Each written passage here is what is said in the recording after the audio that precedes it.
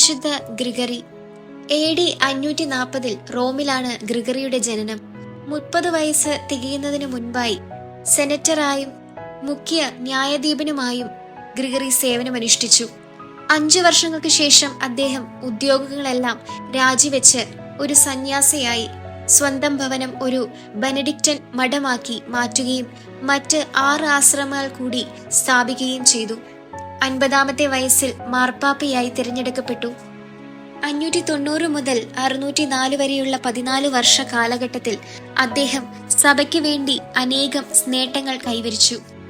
British കുട്ടികളെ അടിമകളായി റോമിൽ വിൽക്കപ്പെടുന്നുണ്ടെന്നറിഞ്ഞ സന്ദർഭത്തിൽ കാന്റർബറി കത്തീഡ്രലിൽ ആശ്രമമഠത്തിലെ വിശുദ്ധ അഗസ്റ്റിനോൾപ്പെടെ 40 സന്യാസിമാരെ മാലാഖ കുഞ്ഞുങ്ങളെ മാലാഖമാരാക്കാൻ അദ്ദേഹം യാത്ര അയച്ചു.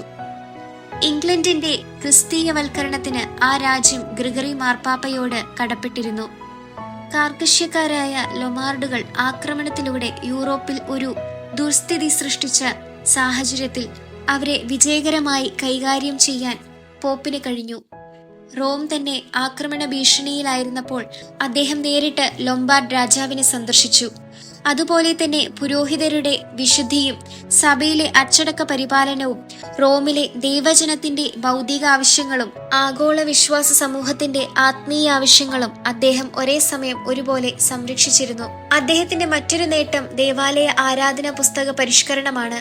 ഇന്ന് പള്ളികളിൽ ചൊല്ലുന്ന പല മനോഹരമായ പ്രാർത്ഥനാ വരികളും അദ്ദേഹം രചിച്ചവയാണ്. ഗ്രിഗേറിയൻ ചാന്റ് എന്നറിയപ്പെടുന്ന പ്രസിദ്ധ സ്തുതി ഗീതങ്ങൾ ക്രിസ്ത്യൻ സംഗീതത്തിന് ഈ മഹാനായ പോപ്പ് നൽകിയ വിലപ്പെട്ട സംഭാവനയായി ബഹുമതിക്കപ്പെടുന്ന ഗാനശാഖയാണ്. 604 മാർച്ച് 12 മഹാനായ വിശുദ്ധ ഗ്രിഗറി ദിവംഗതനായി.